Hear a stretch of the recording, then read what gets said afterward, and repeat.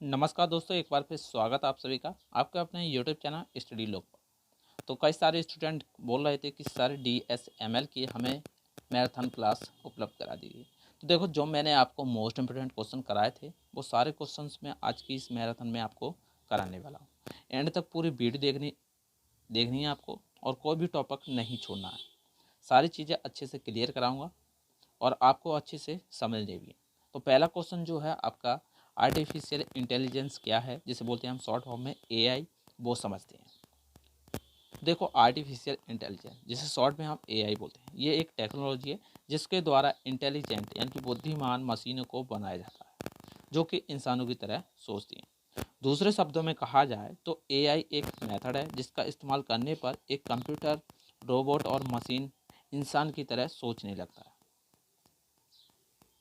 Artificial intelligence दो शब्दों से मिलकर बना हुआ, जिसमें पहला होता है आर्टिफिशियल और दूसरा होता है इंटेलिजेंस। इसमें आर्टिफिशियल का मतलब होता है इंसान के द्वारा बनाया हुआ, और इंटेलिजेंस का अर्थ होता है सोचने की शक्ति। तो इसलिए इसका पूरा जो मतलब है वो निकल के आ चुका है, इंसान के द्वारा बनाई हुई सोचने की शक्ति। आर्टिफिशियल इंटेलिजेंस को मशीन इंटेलिजेंस भी बोलते हैं, और इसमें मशीन के अंदर इंसान की तरह सोचने और कार्य करने की क्षमता पैदा की जाती है, जैसा कि इंसानों की तरह बात करना, याद रखना, सीखना, निर्णय लेना और किसी प्रॉब्लम को सॉल्व करना। आर्टिफिशियल इंटेलिजेंस कंप्यूटर साइंस की उभरती हुई टेक्नोलॉजी है जिसका मुख्य उद्देश्य दुनिया भर में इंटेलिजेंट मशीनों को बनाना है ताकि मनुष्य के जीवन को और भी ज़्यादा आसान कर दिया जाए। आर्टिफिशियल इंटेलिजेंस को हिंदी में कृत्रिम बुद्धिमत्ता बोलते हैं, जो आपके टॉपिक में दिया गया है। अब बात करें इसे किसने बनाया था, तो जॉन मैकार्थी एक वैज्ञानिक थे। इन्होंने आर्टिफिशियल इंटेलिजेंस को बनाया था और इन्हें ही इनका जनक कहा जाता है। जैन मैकार्थी के अनुसार इसकी डेफिनेशन की बात करें तो यह बुद्धिमान मशीनों, विशेष रूप से बुद्धिमान कंप्यूटर प्रोग्राम बनाने का एक विज्ञान और इंजीनियरिंग होती है आपकी AI। अब यहाँ पर AI के टाइप्स की बात करें तो देखो, इसमें बहुत सारे टाइप्स आपको देखने के लिए मिलेंगे, तो मैं आपको बता देता हूँ। जैसे कि आप देखते हैं, पहला है इसमें रिएक्टिव मशीन, सेकंड है लिमिटेड मेमोरी, थर्ड पॉइंट है थ्योरी ऑफ माइंड, चौथा है सेल्फ अवेयरनेस, पांचवा है वीक या नैरो AI, सिक्स है आर्टिफिशियल जनरल इंटेलिजेंस जिसको बोलते हैं AGI, और सातवां है आपका आर्टिफिशियल सुपर इंटेलिजेंस ASI। ये 7 प्रकार की AI जो आपके वर्तमान में यूज़ की जाती हैं, सातों टाइप्स आपके सामने हैं। उसके बाद यहाँ पर एक एक करके इनकी रीड कर लेते हैं। तो पहली है रिएक्टिव मशीन्स।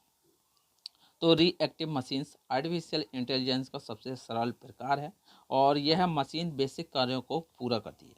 यह यूज़र की ज़रूरतों के मुताबिक रिएक्ट करती है, इसीलिए इसे रिएक्टिव मशीन कहते हैं। रिएक्टिव मशीन किसी भी डेटा और मेमोरी को स्टोर करके नहीं रखती है।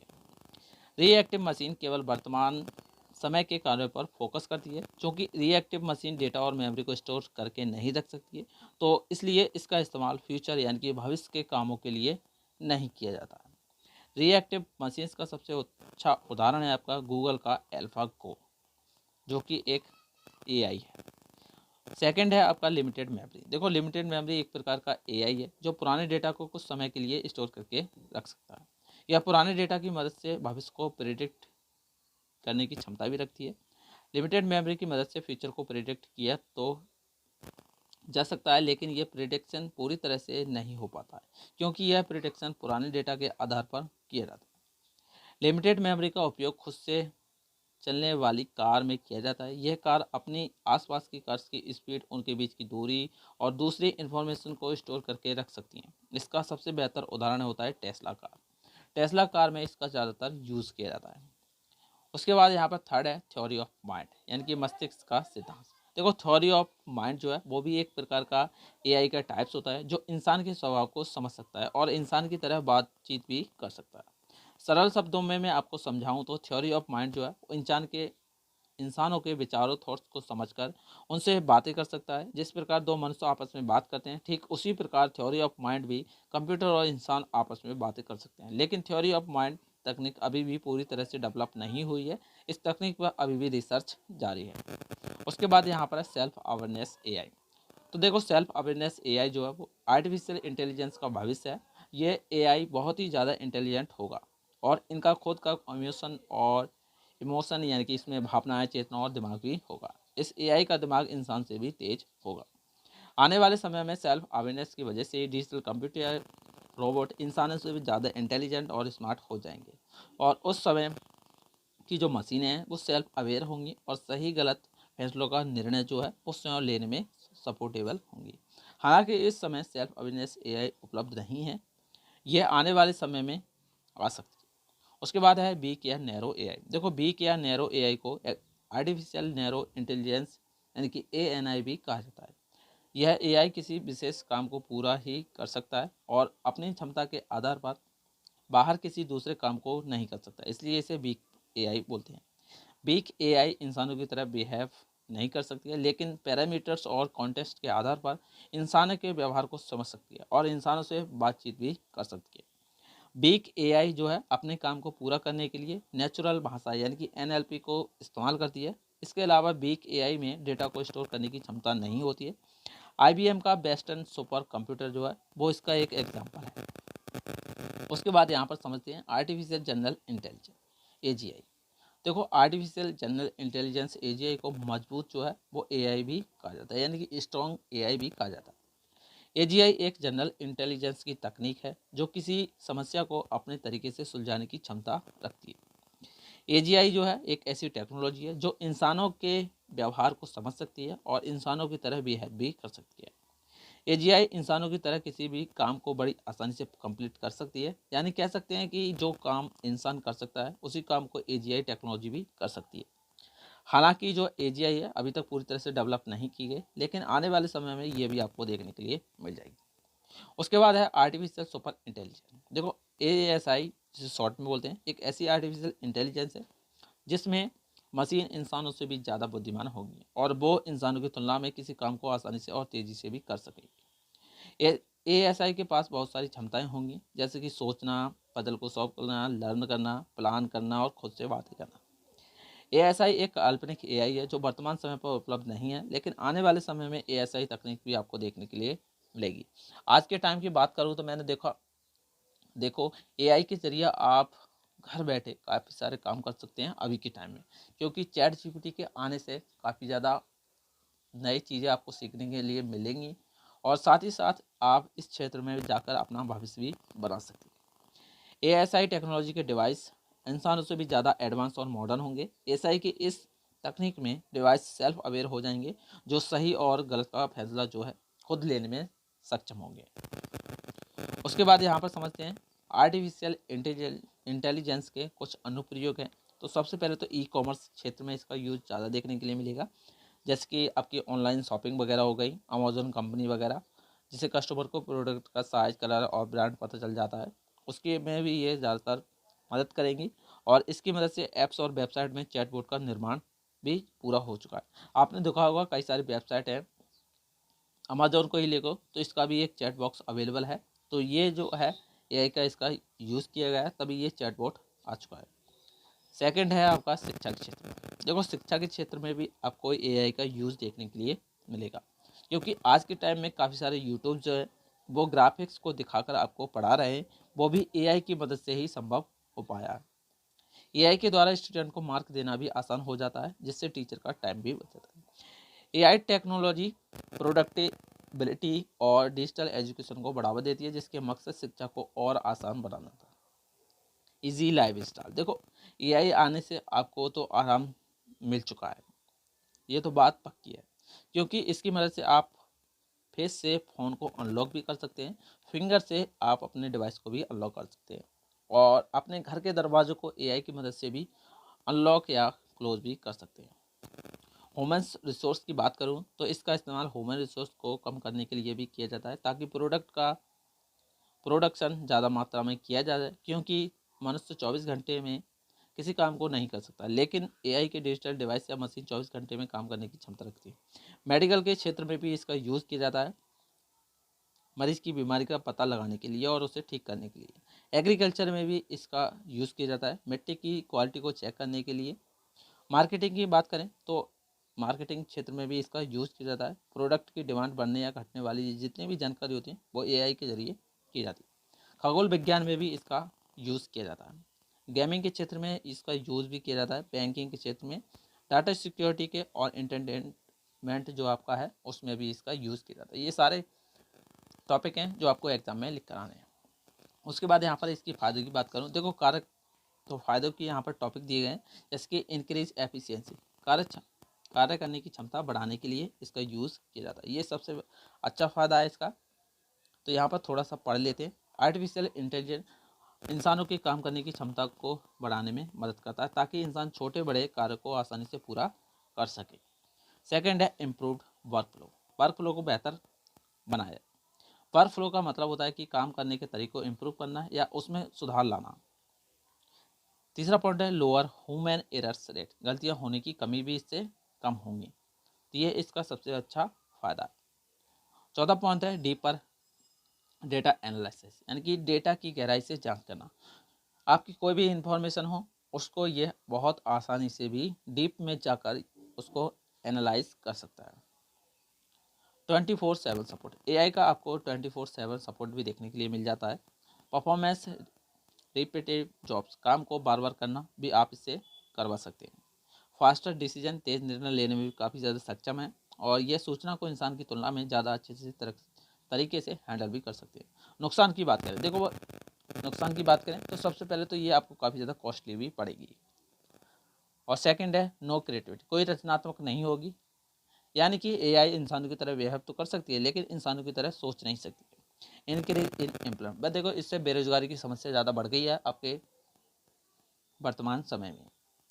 चौथा है मेक ह्यूमन्स लेजी, इंसानों को आलसी भी बनाएगी, क्योंकि जब एआई काम करेगी तो इंसान आराम से बैठ के देखेगा।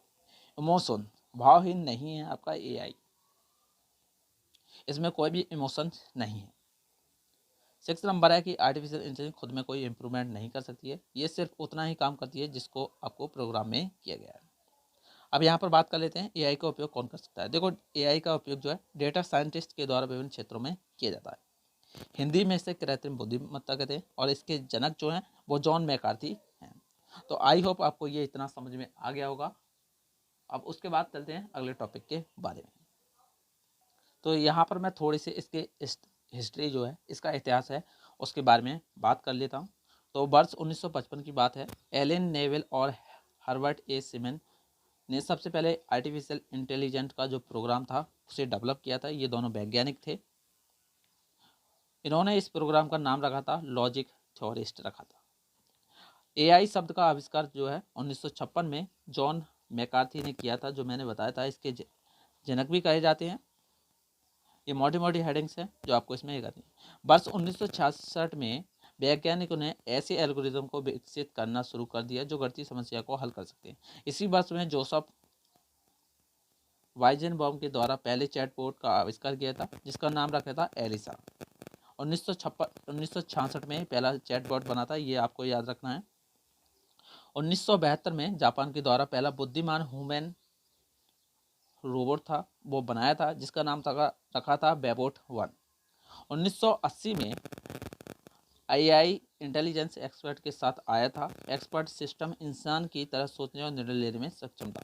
अमेरिका ने वर्ष 1980 में एआई का पहला राष्ट्रीय सम्मेलन यानी कि नेशनल कॉन्फ्रेंस स्टैनफोर्ड विश्वविद्यालय में ऑर्गेनाइज किया था। 1997 में IBM डीप ब्लू ने विश्व शतरंज चैंपियन को हराया था। IBM डीप ब्लू पहला कंप्यूटर था जिसने आर्टिफिशियल इंटेलिजेंस का इस्तेमाल करके किसी विश्व शतरंज चैंपियन को हराया था। वर्ष 2000 की बात करें तो इसमें पहली बार वैक्यूम क्लीनर के रूप में आया था आपका एक, जिसका नाम था रूम्बा। उसके बाद यहाँ पर 2006 की बात करूँ तो फेसबुक, ट्विटर और नेटफ्लिक्स जैसी बड़ी कंपनी के लिए एआई का उपयोग करना शुरू कर दिया था। वर्ष 2011 में जो आपकी एआई थी काफ़ी ज़्यादा एडवांस हो चुकी थी, क्योंकि इस समय वह पहेलियों को सुलझाने और कठिन समस्या को सुलझाने में समर्थ हो चुकी थी। 2012 में बात करूं तो गूगल नाउ नाम के एक ऐप को विकसित किया गया था जो यूजर को भविष्यवाणी के रूप में जानकारी दे सकता था। उसके बाद यहाँ पर वर्ष 14 की करूं तो एआई तकनीक के माध्यम से चैटबॉट को डेवलप किया गया था जो लोगों की समस्या को समझकर सुनकर उनका समाधान करता था। 2020 की बात करूं तो एक बैदू ने लीनियर फोल्ड एआई एल्गोरिदम को रिलीज किया था। इस एल्गोरिदम का इस्तेमाल कोरोना की वैक्सीन बनाने में भी किया गया था। 2022 की बात करूं तो चैट जीपीटी ने तहलका मचा दिया, ये मैंने आपको बताया था। चैट जीपीटी का इस्तेमाल करके हम बहुत सारे काम को आसानी से कर सकते हैं। इसके अलावा 1987 से 1993 के बीच एआई की दूसरी शीतकालीन अवधि यानी कि विंटर पीरियड थी, जहां अच्छे परिणाम न मिलने पर सरकार ने एआई पर निवेश कम कर दिया था, जिसके कारण रिसर्चर्स को ऐसों की कमी होने लगी और पहली विंटर पीरियड की अवधि 1974 से 19 के बीच में रखी गई थी।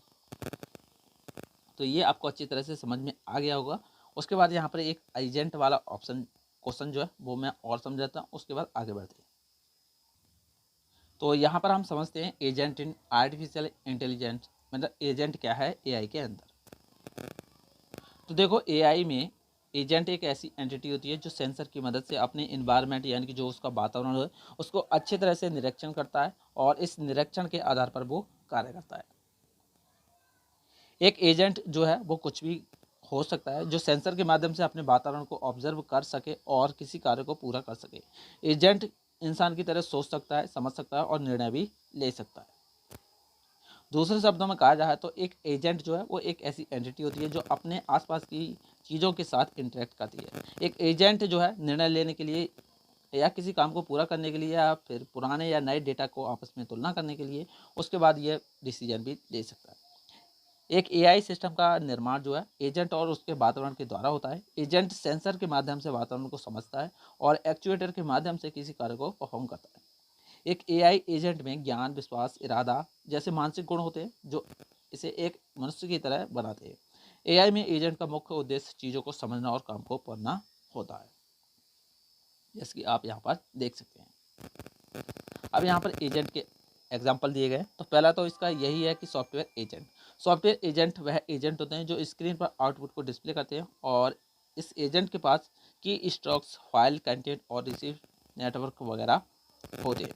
उसके बाद है ह्यूमन एजेंट। ह्यूमन एजेंट के पास मानव की सभी अंग होते हैं। इस एजेंट के पास आंख, कान, सेंसर के रूप में कार्य करते ये सारी चीज़ें होती है। तीसरा है आपका रोबोटिक एजेंट। एक रोबोटिक एजेंट के पास कैमरा और इंफ्रारेड रेंज फाइंडर होता है। इस एजेंट में सेंसर के लिए एनएलपी और एक्चुएटर की तरह मोटर्स भी होती हैं। उसके बाद यहाँ पर इसके घटक है। तो इसके घटक में आपको सेंसर, एक्चुएटर, ये सारी चीज़ें पढ़ सकते हैं और इफेक्टर वगैरह होते हैं। प्रकार की बात करें तो इसमें कई सारे प्रकार आपको देखने के लिए मिल जाते हैं, जैसे कि सिंप्लेक्स एजेंट होते हैं, जिसे सिंपल रेफ्लेक्स एजेंट भी कहते हैं। उसके साथ साथ आपको मॉडल बेस्ड रिफ्लेक्स एजेंट हैं और गोल बेस्ड एजेंट होते हैं, यूटिलिटी बेस्ड एजेंट भी होते हैं और लर्निंग एजेंट भी होते हैं। इन सारी चीज़ों को आपको एग्जाम में पढ़ के जाना है। इसका पीडीएफ आपको देखने के लिए मिल जाएगा। विशेषताओं की बात करें तो इनके पास काफ़ी ज़्यादा अच्छे गुण होते हैं जिनकी मदद से ये अपना काम जो है स्वयं कर पाते हैं। इनमें सीखने की क्षमता ज़्यादा होती है, जिसके कारण ये चीज़ों को ज़्यादा सीखते रहते हैं। ये मनुष्य के साथ इंटरेक्ट भी कर सकते हैं और उनके जैसे भी व्यवहार कर सकते हैं। लक्ष्य को पाने की इनमें क्षमता होती है और कम्युनिकेशन भी कर सकते हैं और उस प्रोसेस को और उस लक्ष्य को भी पूरा कर सकते हैं। फीचर्स की बात करें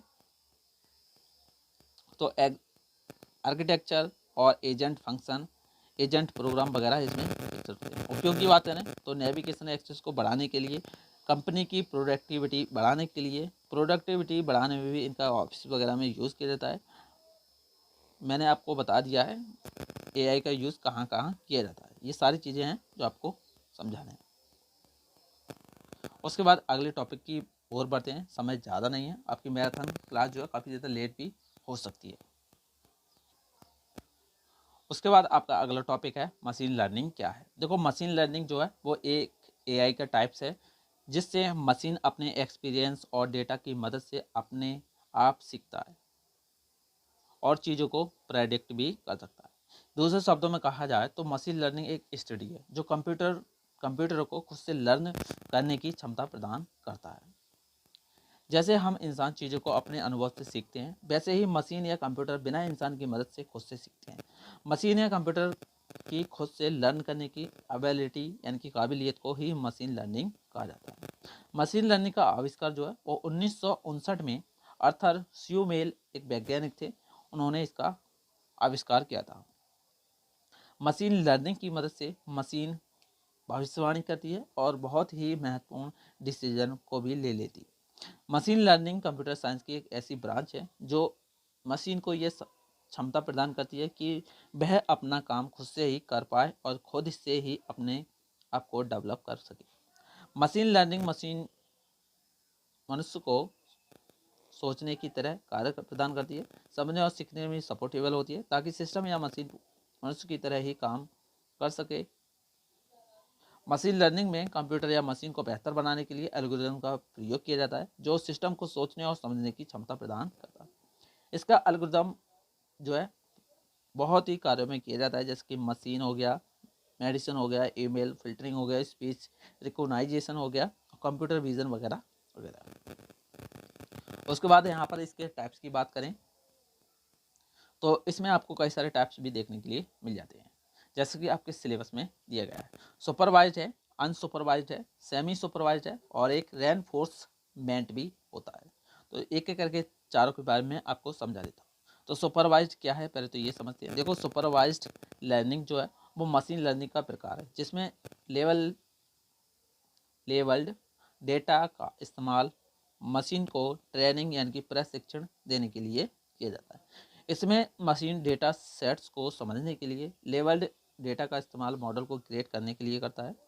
अब यहाँ पर लेवल्ड डेटा का एक तरह का एक इनपुट डेटा होता है जो पहले से ही मशीन के पास मौजूद होता है और इस डेटा को एनालाइज करके सिस्टम आउटपुट डेटा की भविष्यवाणी करता है। सरल शब्द में समझें तो ये एक सुपरवाइज्ड लर्निंग एक ऐसी प्रोसेस होती है जिसमें सिस्टम इनपुट डेटा की मदद से यूजर को सही आउटपुट प्रदान करता है। सुपरवाइज्ड लर्निंग निगरानी पर आधारित लर्निंग होती है, जैसा कि एक स्टूडेंट टीचर की निगरानी में चीज़ों को सीखता है। सुपरवाइज्ड लर्निंग का उपयोग जो है वो कई जगहों पर किया जाता है, जैसे कि रिस्क असेसमेंट हो गया, इमेज क्लासिफिकेशन हो गया, फ्रॉड डिटेक्शन हो गया और स्पैम को फिल्टर करने के लिए भी। सुपरवाइज्ड लर्निंग जो है इसके दो टाइप्स होते हैं। पहला होता है इसमें रिग्रेशन। देखो, रिग्रेशन जो है सुपरवाइज्ड लर्निंग का टाइप्स है और ये एक ऐसी तकनीक होती है जिसमें प्रयोग इंडिपेंडेंट और डिपेंडेंट के बीच रिलेशनशिप का पता लगाने के लिए करता है। इसके अलावा रिग्रेशन का उपयोग जो है वो मशीन लर्निंग में प्रेडिक्टिव मॉडलिंग की विधि के रूप में भी किया जाता है। रिग्रेशन भी कई प्रकार का होता है, जैसे कि लीनियर हो गया, नॉन लीनियर हो गया, पॉलिनोमियल हो गया या फिर बेसियन हो गया या फिर रिग्रेशन ट्रीज हो गया। ये सारे टॉपिक्स जो हैं वो पिछली क्लासों में आप पढ़ भी चुके हैं। सेकंड होता है आपका इसमें क्लासिफिकेशन। ये एक प्रकार की एल्गोरिदम होती है जिसमें डेटा को कैटेगरीज में ऑर्गेनाइज यानी कि व्यवस्थित किया जाता है। क्लासिफिकेशन का प्रयोग जो है डेटा को क्लास या ग्रुप में क्लासिफिकेशन करने के लिए किया जाता है, जिसमें आपको डिसीजन ट्री, लीनियर प्रोग्रामिंग तथा न्यूरल नेटवर्क वगैरह देखने के लिए मिल जाते हैं। अब यहाँ पर सुपरवाइज्ड लर्निंग के फायदों की बात करें तो देखो, यह मशीन को पुराने इनपुट डेटा के आधार पर आउटपुट डेटा की भविष्यवाणी करने में मदद करती है। इसमें यूजर को वस्तुओं के वर्गों यानी कि क्लासेस ऑफ ऑब्जेक्ट के बारे में सटीक जानकारी मिलती है और यूजर को वास्तविक दुनिया की समस्याएं जैसे कि धोखाधड़ी लगाने, स्पैम फिल्टरिंग आदि सुलझाने में भी मदद होती है। नुकसान की बात करें तो ये लर्निंग जो है मुश्किल कार्यों को करने में असमर्थ है। इसमें आउटपुट डेटा की भविष्यवाणी करने में काफ़ी ज़्यादा समय लगता है। अब यहाँ पर ये समझते हैं अनसुपरवाइज्ड लर्निंग क्या है। ये इस सुपरवाइज्ड लर्निंग की विपरीत होती है, यानी कि जो सुपरवाइज्ड लर्निंग है उसका उल्टा होती है। सरल शब्दों में कहा जाए तो इसमें अन लेवल्ड डेटा का इस्तेमाल ट्रेनिंग देने के लिए किया जाता है। ठीक उसी की तरह है लेकिन इसमें उल्टा होता है। उसके बाद यहाँ पर इसके टाइप्स थे, इसमें क्लस्टरिंग होता है। अब क्लस्टरिंग क्या है ये भी समझा देते हैं। तो देखो, क्लस्टरिंग एक ऐसी विधि होती है जिसमें ऑब्जेक्ट को अलग अलग ग्रुप्स में डिवाइड किया जाता है। इसमें जो ऑब्जेक्ट होते हैं एक जैसे होती हैं उन्हें एक ग्रुप में रखा जाता है और जो ऑब्जेक्ट अलग होते हैं उन्हें दूसरे ग्रुप में रखा जाता है। हमारी सामान्य ज़िंदगी में क्लस्टरिंग का रोल होता है। उदाहरण के लिए किसी रेस्टोरेंट में अलग अलग प्रकार का फूड होता है और व्हीकल शोरूम में कार्स, बाइक तथा अन्य व्हीकल होते हैं। सेकंड है आपका इसमें एसोसिएशन। देखो, एसोसिएशन एक ऐसी तकनीक है जो ये बताता है कि ऑब्जेक्ट यानी कि जो वस्तुएं होती हैं एक दूसरे से किस प्रकार जुड़ी हुई है। एसोसिएशन बड़े डेटाबेस में वेरिएबल्स के बीच उनकी जो रिलेशनशिप है उनको खोजने की एक प्रसिद्ध और एक पॉपुलर मेथड होता है। इसके फायदों की बात करें तो ये सुपरवाइज्ड की तुलना में अधिक ज़्यादा कॉम्प्लेक्स यानी कि जो कठिन कार्य होते हैं उनको कर सकता है। उसके बाद यहाँ पर ये समझते हैं सेमी सुपरवाइज्ड लर्निंग। देखो सेमी सुपरवाइज्ड लर्निंग जो है वो सुपरवाइज्ड लर्निंग और अनसुपरवाइज्ड लर्निंग जो है दोनों से मिलकर बनी होती है। इसमें मशीन को सिखाने के लिए कम मात्रा में लेवल्ड डेटा और ज़्यादा मात्रा में अनलेवल्ड डाटा का इस्तेमाल किया जाता है। इसके लाभ हानि वगैरह भी आपको देखने के लिए मिल जाएंगे, यानी कि इसमें कार्य करने की क्षमता ज़्यादा होती है और एफिशिएंस भी काफ़ी ज़्यादा अधिक होती है। नुकसान की बात करें तो रिजल्ट को देखने जो रिजल्ट है वो देखने को नहीं मिलते हैं और ये काफ़ी ज़्यादा स्टेबल भी नहीं होती है। उसके बाद यहाँ पर ये समझते हैं रेनफोर्समेंट लर्निंग क्या है। देखो रेनफोर्समेंट लर्निंग जो है वो एक ऐसी लर्निंग है जिसमें एजेंट को सही कार्य करने पर रिवॉर्ड दिया जाता है और गलत कार्य करने पर पेनल्टी दी जाती है। यह फीडबैक पर आधारित लर्निंग होती है। इसमें फीडबैक के आधार पर एजेंट अपने आप सीखता है और खुद को इम्प्रूव करता है। उदाहरण के लिए एक रोबोट जो खुद ही अपने हाथों को चलाना सीखता है, यह रोबोट रेनफोर्समेंट लर्निंग का एक एग्जाम्पल है। इसके फायदों की बात करूं तो रिजल्ट को प्राप्त करने के लिए इसका ज़्यादातर यूज़ किया जाता है और ये सटीक रिजल्ट भी प्रदान करती है। नुकसान की बात करूं तो प्रॉब्लम की सॉल्व करने के लिए इसका यूज़ नहीं किया जाता है और इस तकनीक में हमें ज़्यादा भी ज़रूरत नहीं होती है डेटा की। उसके बाद यहाँ पर मशीन लर्निंग के अनुप्रयोग दिखे तो अनुप्रयोग आपको अच्छी तरह समझा देता हूँ। तो देखो मशीन लर्निंग का इस्तेमाल जो है वस्तुओं, व्यक्तियों, स्थानों और चित्रों को पहचानने के लिए भी किया जाता है। चित्रों की पहचान करने के लिए फेस डिटेक्शन तकनीक जो है आपने देखा होगा आपके फ़ोन में जो फेस लॉक होते हैं वो ठीक इसी का ही एग्जाम्पल होते हैं। सेकंड होता है इसका इस्तेमाल वॉइस सर्च करने के लिए भी किया जाता है, जिसमें यूज़र माइक में बोलकर किसी भी चीज़ के बारे में जानकारी प्राप्त कर सकता है। जो आपने देखा होगा गूगल में काफ़ी ज़्यादा यूट्यूब वगैरह में सर्च इंजन्स के पास एक माइक जैसा एक होता है, ठीक उसी प्रकार। तीसरा पॉइंट है ट्रैफिक की स्थिति जानने के लिए इसका ज़्यादातर यूज़ किया जाता है। चौथा है इसका इस्तेमाल मनोरंजन और ई कॉमर्स जैसी वेबसाइट जैसी होती हैं जैसे कि अमेजॉन, नेटफ्लिक्स को द्वारा इनपुट को बदलने के लिए आउटपुट प्रदान करने के लिए भी यूज़ किया जाता है। पाँचवा पॉइंट है मशीन लर्निंग का प्रयोग मेडिकल साइंस में रोगों के निदान यानी कि कई सारी बीमारी में किया जाता है।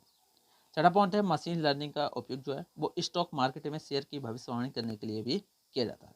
सातवां पॉइंट है इसका इस्तेमाल ऑनलाइन फ्रॉड का पता लगाने के लिए भी किया जाता है, जिसकी मदद से यूजर का डेटा और पैसे दोनों ही सुरक्षित हो जाते हैं। आठवां पॉइंट है कि इसका उपयोग जो है वो वर्चुअल पर्सनल असिस्टेंट के निर्माण के लिए भी किया जाता है। उसके बाद इसके फायदों की बात करें तो इसमें फायदे की बात करी जाए तो मशीन को एडवांस और मॉडर्न बनाने में काफ़ी ज़्यादा मदद करता है, जिसके चलते मशीन इंसानों की तरह सोच और समझ सकती है। सेकंड है यह पुराने इनपुट डेटा की मदद से आउटपुट डेटा की भविष्यवाणी करने में भी ज़्यादा सपोर्टेबल होता है, जिससे यूज़र को फ्यूचर के डेटा का पता चलता है। हालांकि यह डेटा पूरी तरह से सटीक नहीं होते हैं, लेकिन यूज़र को भविष्यवाणी होने में घटनाओं का आइडिया जरूर मिल जाता है। तीसरा पॉइंट है ये छात्रों को बेहतर शिक्षा प्रदान करने में मदद करता है, जिसके चलते छात्र आसानी से हाई लेवल की जो शिक्षा होती है वो भी प्राप्त कर सकते हैं। चौथा पॉइंट है ये पेशेंट यानी कि मरीज जो होते हैं उनकी बीमारियों का पता लगाने में भी इसका यूज़ किया जाता है। ये कई सारे पॉइंट हैं जो आपको एग्जाम में पढ़ के जाने हैं। मशीन लर्निंग के नुकसान की बात करूँ तो मशीन लर्निंग को पूरी तरह से ट्रेंड करने के लिए अधिक मात्रा में डेटा की जरूरत पड़ती है, जिसके चलते परिणामों को यानी कि जो रिजल्ट होते हैं गलतियां होने की चांस काफ़ी ज़्यादा बढ़ जाते हैं। अधिक मात्रा में डेटा होने के कारण कार्य को पूरा करने में काफ़ी ज़्यादा समय भी लगता है। मशीन लर्निंग के एल्गोरिथम को डेवलप करने में काफ़ी ज़्यादा समय लगता है, जिसके चलते समय काफ़ी ज़्यादा बर्बाद भी होता है। पुराने इनपुट डेटा की मदद से आउटपुट डेटा की भविष्यवाणी तो की जाती है, लेकिन ये जो रिजल्ट होता है पूरी तरह से सत्य नहीं होता है। उसके बाद यहाँ पर इंडक्टिव लर्निंग क्या है ये समझते हैं। देखो ये एक मशीन लर्निंग का नया फील्ड है जिसे हम इंडक्टिव लर्निंग कहते हैं। इंडक्टिव लर्निंग को नए नियमों को लाने तथा भविष्य के क्रियाकलाप जो भविष्य में आने वाली एक्टिविटीज जो होती है उनको प्रेडिक्ट करने के लिए बनाया गया। इंडक्टिव लर्निंग एक ऐसी लर्निंग है जिसको ऑब्जर्वेशन तथा नॉलेज से प्राप्त किया जाता है। दूसरे शब्दों में कहा जाए तो इंडक्टिव लर्निंग जो है वो उदाहरणों के द्वारा सीखने की एक प्रोसेस है। अब यहाँ पर इन दोनों के बीच में एआई और मशीन लर्निंग में अंतर क्या है ये समझते हैं। तो देखो एआई जो है एक ऐसी तकनीक है जो मशीन को मानव की तरह व्यवहार करने में सक्षम बनाती है, लेकिन मशीन लर्निंग जो है वो एआई का एक टाइप्स है जिसमें मशीन डेटा से सीखती है। एआई का लक्ष्य इंसानों की तरह कठिन समस्याओं को हल करने के लिए एक स्मार्ट कंप्यूटर सिस्टम बनाना है। मशीन लर्निंग का लक्ष्य है मशीनों को डेटा से सीखने की अनुमति देना ताकि वे सटीक आउटपुट दे सके। उसके बाद है कि एआई में हम इंसान की तरह किसी भी काम को करने के लिए इंटेलिजेंट सिस्टम बना सकते हैं, लेकिन मशीन लर्निंग क्या है कि हम किसी विशेष कार्य को करने और सटीक परिणाम देने के लिए मशीनों से यहाँ पर सीखते हैं। एआई जो है वो 3 प्रकार के होते हैं, जैसे कि वीक एआई, स्ट्रॉन्ग एआई और जनरल एआई। इसमें 4 प्रकार होते हैं आपके मशीन लर्निंग में: सुपरवाइज्ड, अनसुपरवाइज्ड, सेमी सुपरवाइज्ड और रेनफोर्समेंट लर्निंग। तो मशीन लर्निंग क्या है ये आपको अच्छे से समझ में आ गया होगा। उसके बाद अगला टॉपिक जो है आपका, उसमें चलते हैं डेटा माइनिंग क्या है। तो यहाँ पर हम ये समझते हैं कि आखिर में डेटा माइनिंग क्या होता है। देखो देखो यहाँ पर मैं आपको अच्छी तरह से ये जो टॉपिक है वो क्लियर करा चुका हूँ। 2 टॉपिक आपके क्लियर हो गए हैं। सारे स्टूडेंट एक बार वीडियो को लाइक और शेयर करें जल्दी से। आपका करीब 15 नंबर का टॉपिक जो है वो हमने कवर करा दिया है। तो आइए समझते हैं आप डेटा माइनिंग आखिर में क्या है। तो देखो, डेटा माइनिंग को डेटा या नॉलेज डिस्कवरी भी कहते हैं। डेटा माइनिंग जो है बहुत बड़े डेटा के समूह में से स्मॉल डेटा को सर्च करने की प्रोसेस है। यानी कि डेटा माइनिंग क्या है, देखो बहुत बड़ा एक डेटा का समूह है, कोई मान लीजिए कोई ग्रुप है जिसमें काफ़ी सारा डेटा है। अब उसमें से स्मॉल डेटा को सर्च करने की, यानी कि छोटे से डेटा को सर्च करने की प्रोसेस जो है वो डेटा माइनिंग कहलाती है। इस प्रक्रिया में परंपरागत स्टैटिस्टिक्स, आर्टिफिशियल इंटेलिजेंस तथा कंप्यूटर ग्राफिक्स का यूज़ किया जाता है। दूसरे शब्दों में कहा जाए तो डेटा माइनिंग एक ऐसी तकनीक है जिसका प्रयोग करके कंपनीज बहुत बड़े डेटा के समूह में से महत्वपूर्ण इंफॉर्मेशन यानी जानकारी को निकालती है। डेटा माइनिंग का प्रयोग जो है करके हिडन पैटर्न्स और यूजफुल डेटा को खोजा जाता है और फिर इन पैटर्न्स और डेटा के आधार पर डिसीजन मेकिंग की जाती है, यानी कि डिसीजन लिए जाते हैं। और डेटा माइनिंग की प्रोसेस का प्रयोग करके ऑर्गेनाइजेशन जो है वो बिजनेस में आने वाली प्रॉब्लम्स को भी सॉल्व कर पाती है। डेटा माइनिंग में डेटा को एनालाइज करने के लिए डेटा माइनिंग टूल्स का यूज़ किया जाता है। ये टूल्स जो हैं काफ़ी ज़्यादा पावरफुल होते हैं। अब यहाँ पर इसके गोल्स समझते हैं कि आखिर में इसके गोल्स क्या क्या हैं। तो पहला है आपका एक्सप्लेनेटरी, इसमें देखी गई घटना या परिस्थिति को एक्सप्लेन किया जाता है। उसके बाद है कॉन्फर्मेटरी, इसमें संभावनाओं से मुक्त परिकल्पनाओं की कन्फर्मेशन की जाती है। उसके बाद है एनालाइजेटरी, इसमें नए डेटा को एनालाइज किया जाता है जिससे पॉजिटिव फीडबैक दी जा सके। डेटा माइनिंग के लाभों की बात करें तो वो भी आप यहाँ पर समझ सकते हैं। पहला है कि डेटा माइनिंग की तकनीक के द्वारा कंपनी नॉलेज पर आधारित इंफॉर्मेशन को प्राप्त करती है। सेकंड है कि इसके द्वारा ऑर्गेनाइजेशन जो हैं अपने प्रोडक्शन और ऑपरेशन को बेहतर कर पाती हैं। तीसरा पॉइंट है डेटा माइनिंग दूसरे स्टेटिस्टिकल डेटा एप्लीकेशंस की तुलना में काफ़ी ज़्यादा कॉस्ट इफेक्टिव है, अर्थात कि इससे कॉस्ट की बचत भी होती है। इसके द्वारा आसानी से डिसीजन को लिया जा सकता है। इसे नए सिस्टम में इम्प्लीमेंट करना बहुत ही ज़्यादा ईजी होता है। इसकी स्पीड जो है काफ़ी ज़्यादा फास्ट होती है, जिससे बड़े डेटा को कम समय में एनालाइज कर लिया जाता है। अगला पॉइंट है कि यह प्रॉफिटेबल कस्टमर्स को आसानी से खोज लेता है, जिससे प्रोडक्ट को सेल करना आसान हो जाता है और कस्टमर से रिलेशन भी काफ़ी ज़्यादा बेटर हो जाते हैं। उसके बाद हानियों की बात करें तो देखो इसमें सबसे बड़ा हानि यही है कि इसमें डेटा की सिक्योरिटी जो है और प्राइवेसी जो है वो नहीं होती है। इसमें सभी डेटा को इकट्ठा तो कर लिया जाता है, जैसा कि सोशल मीडिया से मैसेज, फोटो आदि, लोगों की प्राइवेसी खत्म हो जाती है। डेटा माइनिंग के द्वारा कलेक्ट किया गया डेटा जो है वो काफ़ी ज़्यादा अधूरा होता है। इसमें बेकार डेटा को भी कलेक्ट कर लिया जाता है। अब यहाँ पर डेटा माइनिंग के कैरेक्टरिस्टिक्स को समझते हैं। तो यह फ्यूचर प्रेडिक्ट करता है आपका, इसका अर्थ है कि भविष्य में होने वाली घटनाओं को प्रेडिक्ट करता है। यह बड़े डेटाबेस और डेटाबेस को फोकस करता है, यानी कि बड़े डेटा सेट्स और डेटाबेस को फोकस करता है। इसमें पैटर्न की प्रिडिक्शन ऑटोमेटिक होती है और ये व्यवहार एनालाइज पर आधारित है। यह काम में आने वाली इंफॉर्मेशन को भी क्रिएट करता है। ये कुछ इसके कैरेक्टरिस्टिक्स। अब डेटा माइनिंग के यहाँ पर प्रकार समझते हैं। बेसिकली ये 2 टाइप्स के होते हैं। पहला होता है प्रेडिक्टिव और दूसरा होता है डिस्क्रिप्टिव, वो भी यहाँ पर समझ लेते हैं। प्रेडिक्टिव क्या है, देखो ये भविष्य में होने वाली घटना को प्रेडिक्ट करता है। ये 4 प्रकार का बेसिकली होता है। पहला होता है इसमें क्लासिफिकेशन, रिग्रेशन, टाइम सीरीज और प्रेडिक्शन एनालिसिस।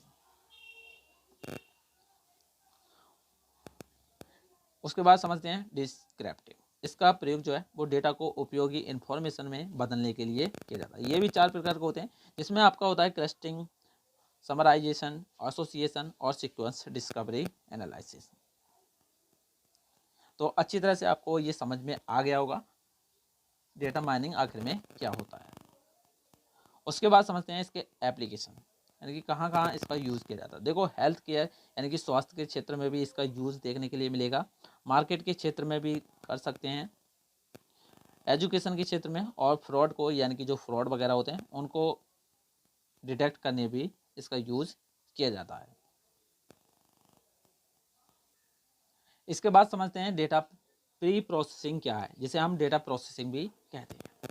देखो ये एक ऐसी प्रोसेस होती है जिसमें डेटा को कलेक्ट किया जाता है, फिर उस डेटा को उपयोगी जानकारी में चेंज कर दिया जाता है। दूसरे शब्दों में कहा जाए तो डेटा प्रोसेसिंग कच्चे डेटा को इकट्ठा करने और उसे उपयोगी की जा सकने वाली जानकारी में बदलने की एक मेथड है। डेटा प्रोसेसिंग की प्रक्रिया को डेटा साइंटिस्ट और डेटा इंजीनियर के द्वारा पूरा किया जाता है। डेटा प्रोसेसिंग का मुख्य उद्देश्य जो है वो कच्चे डेटा को एक ऐसे डेटा में बदलना है जिसे मनुष्य आसानी से समझ सके। इसमें विभिन्न प्रकार के कार्य शामिल होते हैं, जैसे कि डेटा को कलेक्ट करना, डेटा को फिल्टर करना, डेटा का एनालाइज करना। डेटा प्रोसेसिंग जो है वो दो तरीकों से की जाती है। पहली तो होती है आपकी ऑटोमेटिक और दूसरी होती है मैनुअल। जब डेटा प्रोसेसिंग अपने आप होती है तब उसे ऑटोमेटिक डेटा प्रोसेसिंग बोलते हैं, और सेकंड है ऐसी प्रोसेसिंग जो किसी व्यक्ति के द्वारा की जाती है उसे मैनुअल प्रोसेसिंग कहते हैं। डेटा प्रोसेसिंग की पूरी प्रोसेस को सही तरीके से पूरा करना जरूरी होता है, क्योंकि अगर इसमें कुछ भी गलती हो जाती है तो जितना भी आपका नुकसान है वो हो सकता है। डेटा प्रोसेसिंग का इस्तेमाल जो है वो बिजनेस में ज़्यादातर किया जाता है, बड़ी बड़ी कंपनियां इसका यूज़ करती हैं। इसके कई सारे कलेक्शन होते हैं, स्टेट्स वगैरह होती हैं, जिसमें पहला है आपका डेटा कलेक्शन, यानी कि इसमें डेटा को इकट्ठा किया जाता है। उसके बाद डेटा प्रिपरेशन है, जिसमें डेटा को तैयार किया जाता है। उसके बाद डेटा पर इनपुट लिया जाता है, उस पर प्रोसेस किया जाता है, फिर आउटपुट निकल कर आता है। जो आउटपुट होता है उसे एक स्टोरेज में सेव कर लिया जाता है। ये कुछ इसके चरण होते हैं डेटा को कलेक्ट करने के लिए। ये सारे चरण हैं जो आपको एग्जाम में पढ़कर जाने हैं। इस का लिंक जो है पीडीएफ का मैं आपको टेलीग्राम या व्हाट्सएप में भेज दूंगा। इसकी विधियां भी आप यहाँ पर पढ़ सकते हैं, जैसे कि इसमें 3 प्रकार की विधियां होती हैं, मैनुअल डेटा प्रोसेसिंग, मैकेनिकल और इलेक्ट्रॉनिक। 3 तरीकों से इसमें डेटा को कलेक्ट किया जाता है। उसके बाद यहाँ पर इसके फ़ायदे भी है, ये काफ़ी ज़्यादा एफिशिएंसी भी होते हैं, और इसमें जो डेटा है वो काफ़ी ज़्यादा तेज़ गति से इकट्ठा होता है, जिससे यूज़र का टाइम हो जाता है। गलतियाँ भी इसमें कम होती हैं।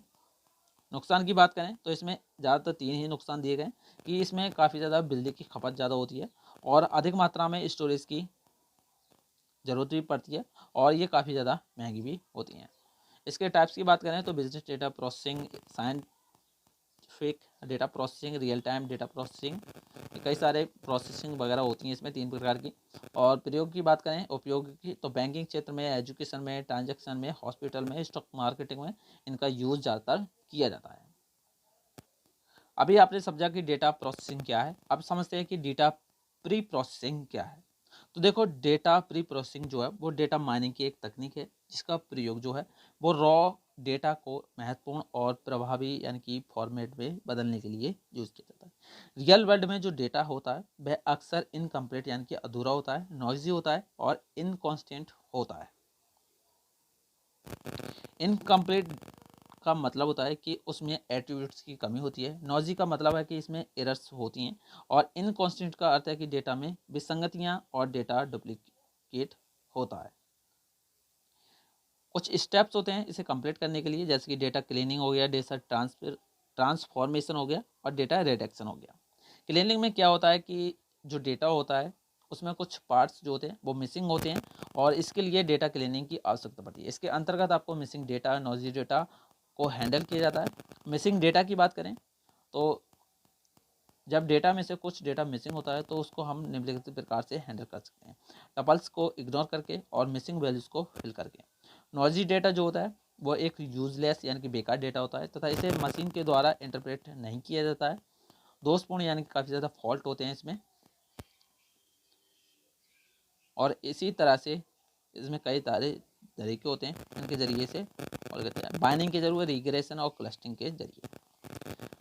सेकंड है डेटा ट्रांसफॉर्मेशन। इस स्टेप के द्वारा डेटा को डेटा माइनिंग की प्रक्रिया के लिए उपयोगी फॉर्म में बदला जाता है। इसके निम्नलिखित तरीके होते हैं, जैसे कि नॉर्मलाइजेशन हो गया, एट्रीब्यूट सेक्शन हो गया, या फिर डिस्क्राइजेशन हो गया, या फिर हायरार्की जनरेशन हो गया। उसके बाद थर्ड है आपका डेटा रिडक्शन। डेटा रिडक्शन जो है एक ऐसी प्रोसेस होती है डेटा माइनिंग की, जिसका प्रयोग जो है बहुत बड़े मात्रा के डेटा को हैंडल करने के लिए किया जाता है। बड़े मात्रा के डेटा के साथ काम करने के कारण कभी कभी एनालिसिस करना बहुत ज़्यादा कठिन हो जाता है। इस परेशानी को दूर करने के लिए हम डेटा रिडक्शन टेक्निक का यूज़ कर सकते हैं। इसका मुख्य उद्देश्य होता है स्टोरेज क्षमता को बढ़ाना और एनालिसिस कॉस्ट को कम करना। इसके भी काफ़ी सारे स्टेप्स होते हैं, जैसे कि data cube, aggregation, attribute, subset selection, या फिर न्यूमेरिसिटी रिडक्शन, या फिर डायमेंशनलिटी रिडक्शन। ये आपको अच्छे से समझ में आ गया होगा। अब चलते हैं अगले टॉपिक की ओर।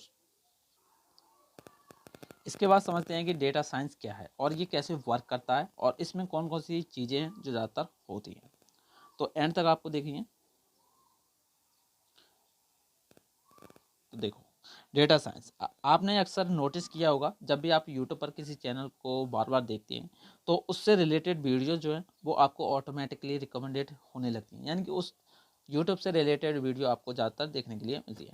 इसी तरह से जब आप गूगल पर कोई भी प्रोडक्ट सर्च करते हैं तो आपको हर जगह उसी प्रोडक्ट के ऐड जो है वो ज़्यादातर दिखाई देते हैं।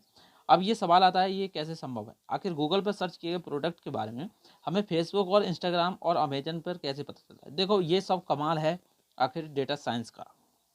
दरअसल यूट्यूब, फेसबुक और अमेजोन जैसी बड़ी कंपनियां कस्टमर से पहुंचने के लिए डेटा साइंस का यूज़ करती हैं और इसके लिए यूजर्स द्वारा दिए गए डेटा का इस्तेमाल करती हैं। लेकिन डेटा साइंस का मतलब सिर्फ कस्टमर को ट्रैक करना नहीं है, बल्कि इसका दायरा बहुत बड़ा है। अब जैसे जैसे समय आगे बढ़ रहा है, डेटा साइंस का उपयोग भी लगातार बढ़ता जा रहा है। इसलिए ज़रूरी है कि आप डेटा साइंस के बारे में जानें। तो डेटा साइंस क्या है? देखो, डेटा साइंस जो है एक ऐसा विज्ञान है जिसमें डेटा का अध्ययन किया जाता है, यानी कि जिसमें हम डेटा को पढ़ते हैं, डेटा के बारे में जानते हैं आखिर में डेटा क्या होता है। अर्थात कि डेटा को मत कर उसमें से सूचनाएं कैसे निकाली जाती हैं, और इसके लिए विभिन्न एल्गोरिदम और सिस्टम और साइंटिफिक मेथड का यूज़ किया जाता है डेटा को पढ़ने के लिए। अगर आसान भाषा में आपसे समझाऊं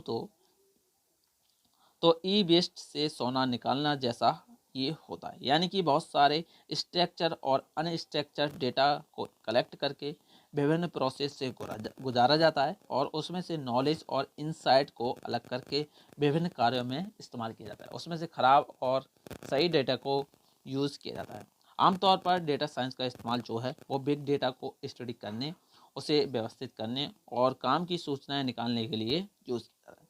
उदाहरण के लिए मान लीजिए, जैसे कि देश की जनसंख्या के आंकड़ों से महिला, पुरुष, साक्षर, निरक्षर, बच्चे, युवा, वृद्ध, सरकारी कर्मचारी, प्राइवेट कर्मचारी आदि के आंकड़ों को अलग अलग करने के लिए डेटा साइंस का यूज़ किया जाता है।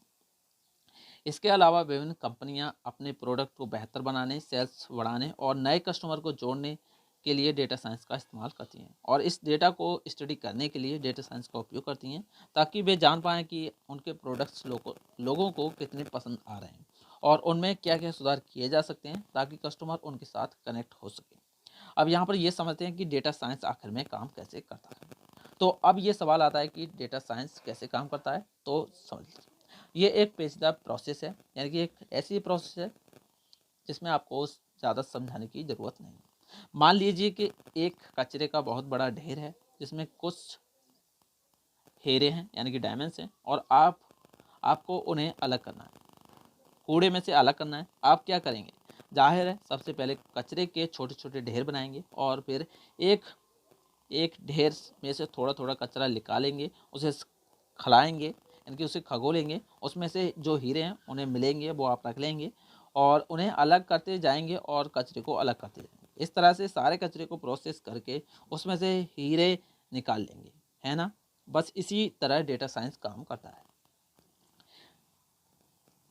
डेटा साइंस में भी बहुत सारे रॉ डेटा को एनालाइज करके उसमें काम की इंफॉर्मेशन को ढूंढा जाता है, और इसके लिए विभिन्न साइंटिफिक जो साइंस वैज्ञानिक को मेथड हैं और जो उनके एल्गोरिदम हैं उनका यूज़ किया जाता है। इसके लिए एक डेटा साइंटिस्ट के पास पर्याप्त स्किल्स होनी चाहिए और उसे data engineering, mathematics, visualisation, programming जैसी अच्छी सारी नॉलेज होनी चाहिए, तभी वह डेटा के ढेर से काम की इंफॉर्मेशन निकाल सकता है। एक डेटा साइंटिस्ट जो है वो सबसे पहले समस्या का पता लगाता है, फिर उससे रिलेटेड डेटा कलेक्ट करता है, उसके बाद एनालिसिस करता है और प्रोसेस करता है, फिर उस डेटा को एक्सप्लोर करता है, उसके बाद अपने स्किल्स की मदद से इन डेप्थ एनालिसिस करता है, यानी कि काफ़ी ज़्यादा डीपली एनालाइज करता है, और अंत में एनालिसिस रिजल्ट जो है वो अनाउंस हो जाता है। इस दौरान डेटा मॉडल बनाने और प्रेडिक्शन करने के लिए मशीन लर्निंग और डीप लर्निंग का इस्तेमाल किया जाता है। अब यहाँ पर एग्जाम्पल समझते हैं डेटा साइंस के। देखो रियल वर्ल्ड में काफ़ी ज़्यादा इसके एग्जाम्पल हैं, तो मैं आपको एक एग्जांपल यहाँ पर बताता हूँ। आप नेटफ्लिक्स, अमेजॉन प्राइम वीडियोस या हॉटस्टार या फिर जियो सिनेमा या फिर G5 जैसी OTT प्लेटफॉर्म जो हैं उनका इस्तेमाल ज़रूर करते होंगे। जाहिर सी बात है, मूवीज़, वेब सीरीज़ या टीवी वगैरह भी, शो वगैरह भी देखते होंगे। लेकिन अगर आपने नोटिस किया है तो आपको पता होगा कि ये तमाम OTT प्लेटफॉर्म जो है वो आपको उसी तरह की मूवी सजेस्ट करते हैं जो आप अमूमन देखते हैं। असल में ये प्लेटफॉर्म आपका डेटा जो है वो कलेक्ट करते हैं, आपकी जो चॉइस होती है उसे कलेक्ट करते हैं और आपके बारे में काफ़ी सारी जानकारी इकट्ठी करते हैं।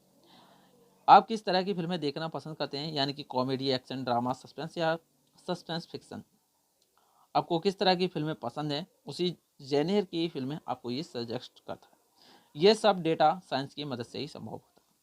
अब यहाँ पर ये समझते हैं डेटा साइंटिस्ट कौन होता है। देखो डेटा साइंटिस्ट जो है वो एक हाईली स्किल्ड पर्सन होता है, यानी कि उसमें काफ़ी सारी नॉलेज होती है, जिसके पास data engineering, mathematics, social science, technology, programming, machine learning, deep learning और स्टैटिस्टिक्स, सांख्यिकी जैसी आर्टिफिशियल इंटेलिजेंस कई सारी विषयों का समझ होती है।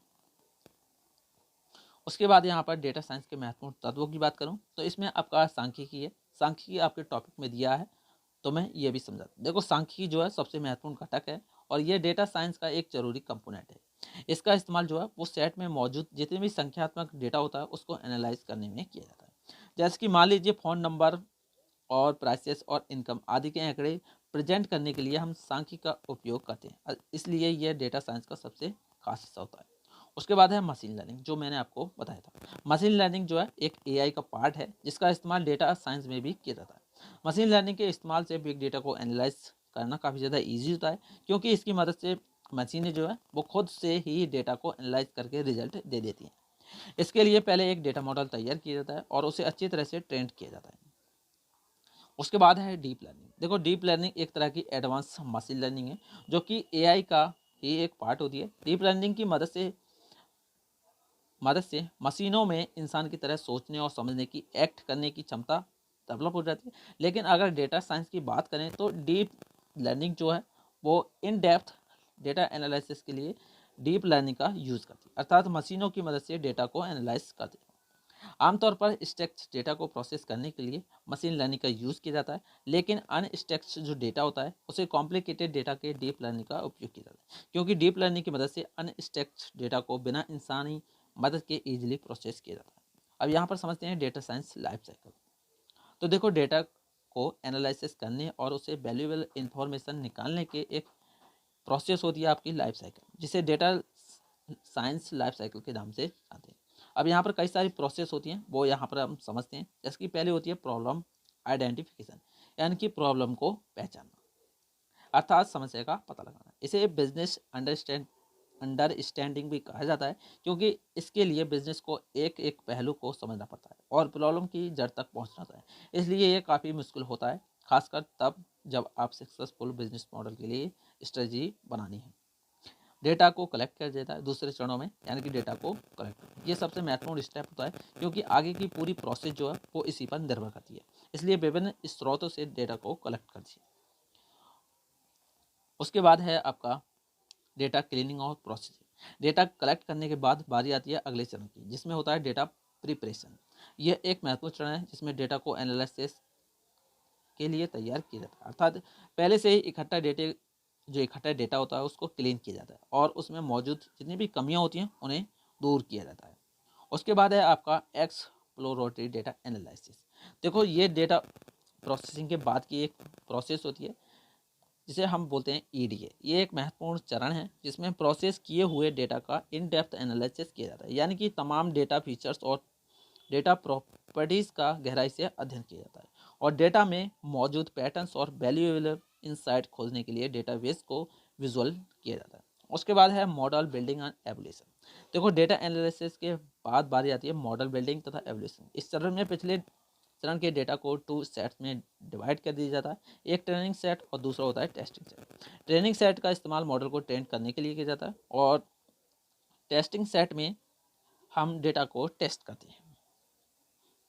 उसके बाद यहाँ पर हमारा रिजल्ट आ जाता है आखिरी चरण में। उसके बाद यहाँ पर समझते हैं डेटा साइंस का उपयोग। देखो डेटा साइंस का काफ़ी ज़्यादा यूज़ किया जाता है कई सारी चीज़ों में, जैसे कि यूट्यूब, फेसबुक, गूगल, नेटफ्लिक्स जैसे प्लेटफॉर्म हो गए, ये सारी चीज़ें में इनका यूज़ किया जाता है। गूगल में भी अपने सर्च इंजन को इम्प्रूव करने और यूज़र को बेहतर खोज सर्च नतीजे पाने के लिए भी इसका यूज़ करते हैं।